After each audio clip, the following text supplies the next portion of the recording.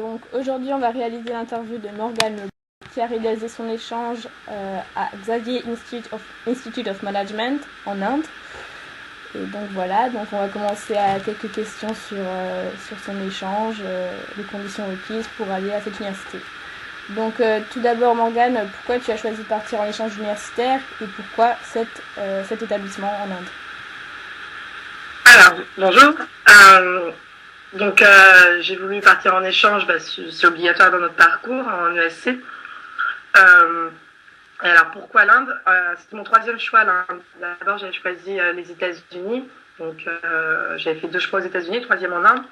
L'Inde, c'est quelque chose qui me trottait dans la tête depuis des années. Je voulais un échange qui mette une claque dans ma figure, en fait. Je voulais quelque chose que j'aurais jamais fait en temps normal et qui soit le plus différent possible de la vie en France.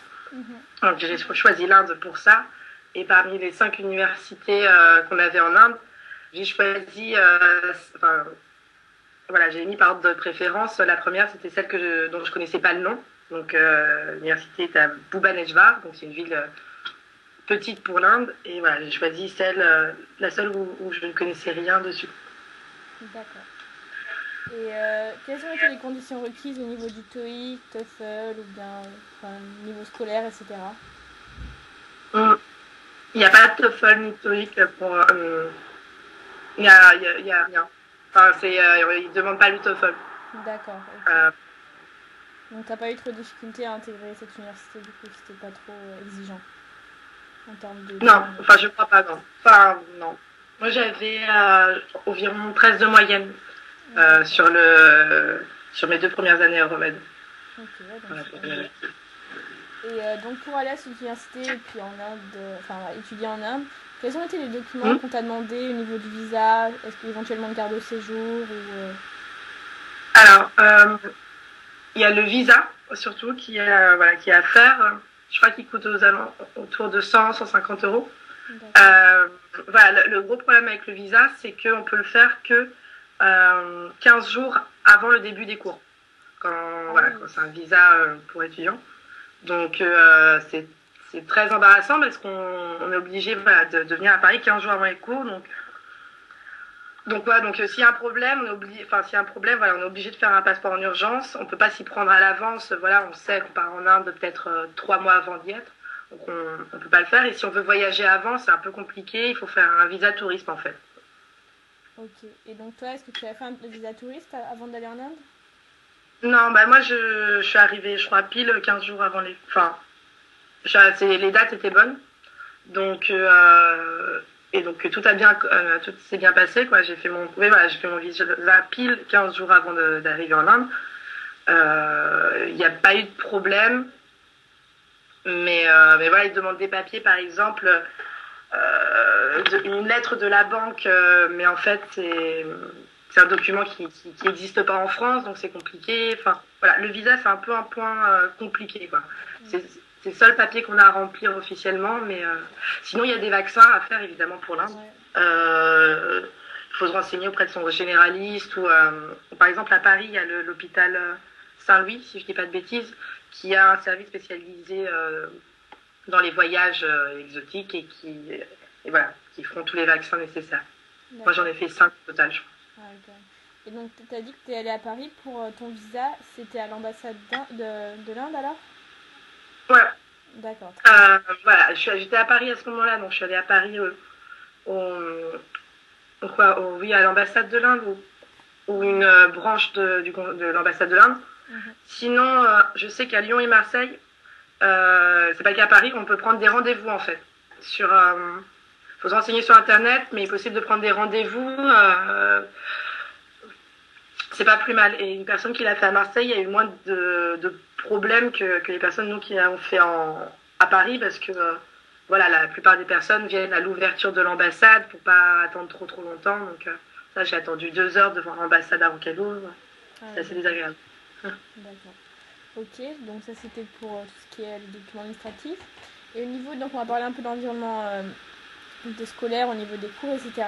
Est-ce que tu as eu un large choix? Donc, est-ce que tu as eu des cours que tu voulais? Est-ce que c'était ce que tu attendais, etc. Alors, Au niveau des cours, c'était un peu compliqué parce qu'on m'avait demandé de les choisir de France, mais j'avais pas tout compris parce que enfin, les campus virtuels, enfin la liste des cours accessibles sur campus virtuel que je devais choisir et la liste des cours sur l'intranet de l'école là-bas correspondaient pas.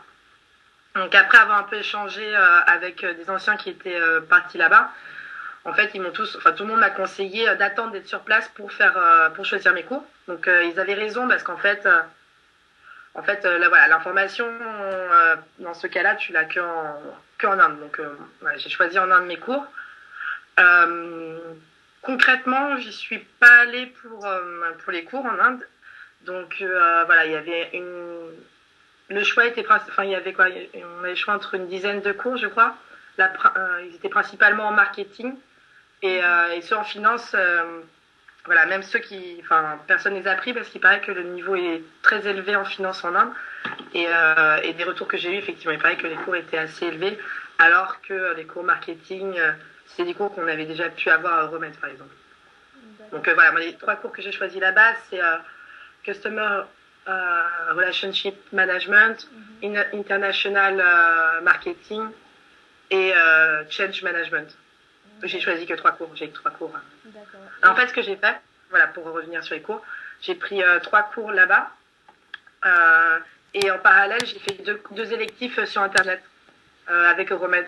Parce qu'il y avait 2 électifs qui m'intéressaient énormément. Et je préférais, voilà, sur les nouvelles technologies. Donc j'ai préféré faire ces électifs en Inde que choisir des cours de marketing plus général qui me proposaient là-bas. Donc, et voilà. Et un cours là-bas, en gros, c'est 2 fois 1h30 par semaine. Donc, par exemple, un cours que j'aurais 1h30 le lundi matin, j'avais aussi 1h30 le mercredi matin.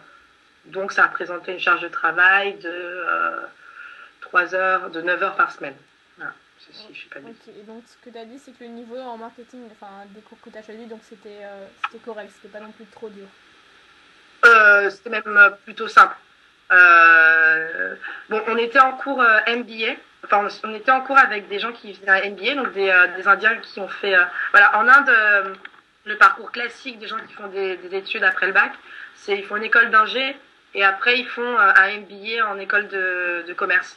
Donc là, on était avec des gens qui faisaient un MBA de management et et donc les cours étaient très généralistes en fait. C'était voilà, c'est des cours qu'on avait déjà qu'on a pu avoir à Euromède, donc c'est pour ça qu'on a trouvé ça simple en fait. D'accord. Et à savoir que les personnes qui sont en MBA suivent eux une dizaine de cours je crois par semaine et que voilà, par exemple moi j'en suivais 3, donc même si enfin voilà, j'avais le temps de les travailler. Ok. Et ah oui, encore pour les cours, comme, enfin, je sais pas trop le pourquoi du comment, mais comme c'était des cours dans un cursus MBA, les cours, chaque cours valait 7,5 ECTS au lieu de 5. Okay. Parce que en fait, considère que c'est plus dur en fait. D'accord. Et au niveau des méthodes d'enseignement, est-ce qu'il y a eu pas mal de changements par rapport à Euromède ou bien c'est un peu la même chose? C'est basiquement la même chose. C'est des cours avec des travaux de groupe, des présentations PowerPoint au début de cours et, et quelques interros au fur et à mesure du semestre et un partiel final.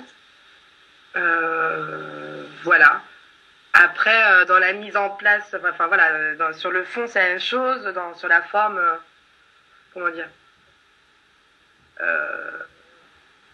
Enfin voilà, c'est quoi c'est un peu différent. Voilà, pour rien me cacher, les travaux de groupe, moi, je les ai pas faits. Parce que les Indiens, parce qu'on était avec des Indiens en groupe, ils refusaient qu'on travaille avec eux parce que nous, on était là pour s'amuser et pas pour travailler. Bon, j'étais tout à fait d'accord avec eux. Donc les travaux de groupe, je les ai pas, j'en ai pas vu. Et le partiel, oui, c'est comme au remède, hein, vraiment, j'ai pas vu la différence. Voilà, c'est quelques questions, il faut y répondre. Voilà, case study de temps en temps. Et est-ce que les profs, ils sont un peu comme assez accessibles ou sont assez ouverts? Est-ce qu'il y a des questions? Oui. Oui, oui. Alors, ils sont beaucoup plus proches de leurs profs que nous. Souvent, ils les appellent par leur prénom, les profs. D'accord. Euh, oui, ils sont beaucoup plus proches. Enfin voilà, en cours, ils vont beaucoup plus intervenir, par exemple. Bon, souvent, ils vont rire ensemble. Bon, parfois, c'est en quoi? C'est en hindi, donc je comprenais pas de quoi il s'agissait, mais oui, c'est et je crois qu'il est assez simple d'aller voir le prof à la fin, oui. Les profs sont, oui, ils sont très accessibles.